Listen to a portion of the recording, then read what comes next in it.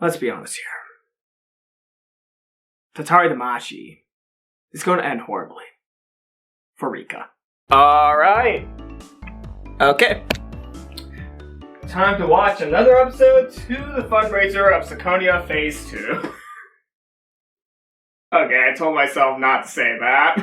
This arc is going to be one of her more crushing defeats, and I am loving it. I am loving this feeling of absolute dread I'm feeling right now. Due to the sudden shift, and the fact that we only have 2 episodes left, and also this is a Damashi arc, a deceiving arc, there is no way in hell this is going to end well for Rika and friends. This is going to be one of their most tragic endings, and I'm loving it. I am freaking loving just the feeling that I'm having right now, knowing that this arc will likely end in absolute despair.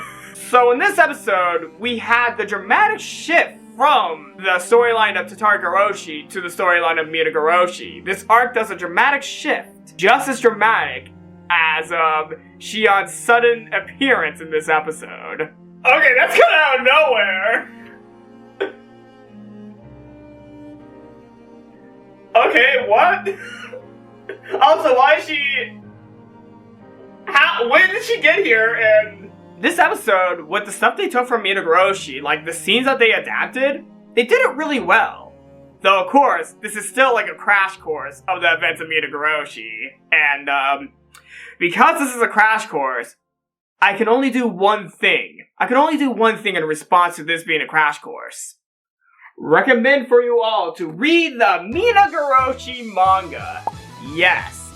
This manga is actually better than the visual novel of this arc. It's actually probably one of my favorite mangas of all time. Though, of course, I'm gonna have to reread it before I put it at number 1 on my list. But the adaptation, like the manga adaptation of Minagoroshi, really, really good. So, if you want to see an actual adaptation of the Minagoroshi visual novel, read the manga. Like, you don't even need to read the visual novel if you read the manga. I'm gonna be honest here, the manga is 10 times better than the visual novel. Though, the Minagoroshi visual novel, from what I read of it so far, it's pretty good. Though, the Minagoroshi manga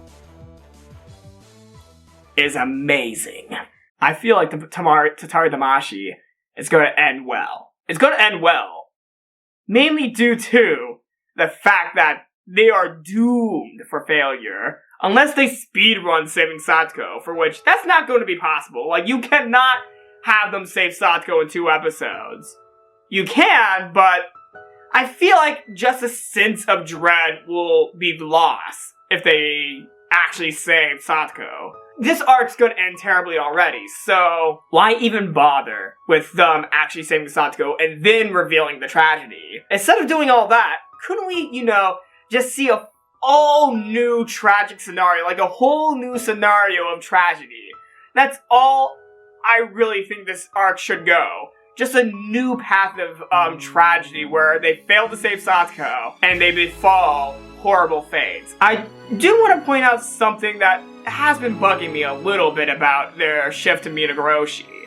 Yeah, this actually goes to fuel the fire to my whole thing about this arc not going to end well. I think they're already too late, because Satoko had already reacted terribly to Keiichi's attempt to pat her on the head. Due to her reaction alone, from what I understand from Minagoroshi, it's too late for Satoko. Mainly due to her reaction to Keiichi attempting to pat her on the head, due to her Himizawa syndrome condition. It's already too late. Satoko is a goner. Though I might be wrong, I might be corrected in the comments, but I think that's basically the biggest sign that Satoko cannot be saved if she reacts poorly to Keiichi attempting to pat her on the head because of her condition of Himizawa syndrome. And now, let's talk about the last scene. What was that?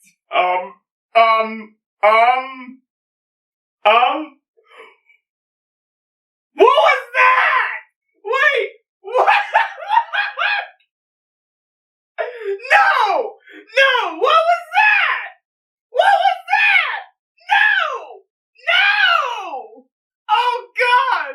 I freaking swear, if freaking Ooishi is in the freaking time loop, I'm gonna lose my mind. I'm gonna lose my mind if the reveal that Ooishi is actually the one in the time loop. If that's the thing, if that's the path they're going with, I'm already losing my mind thinking that this is actually something that could be possible. Because this is a possibility now because of the last scene.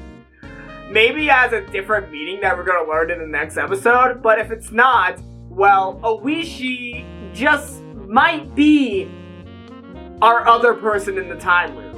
I'm actually suffering right now. I'm actually legitimately suffering.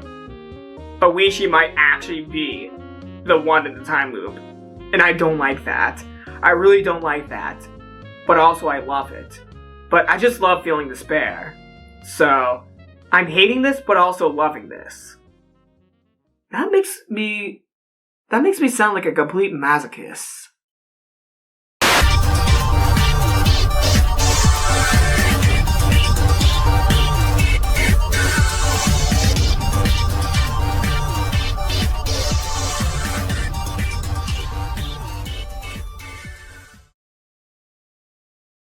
Okay.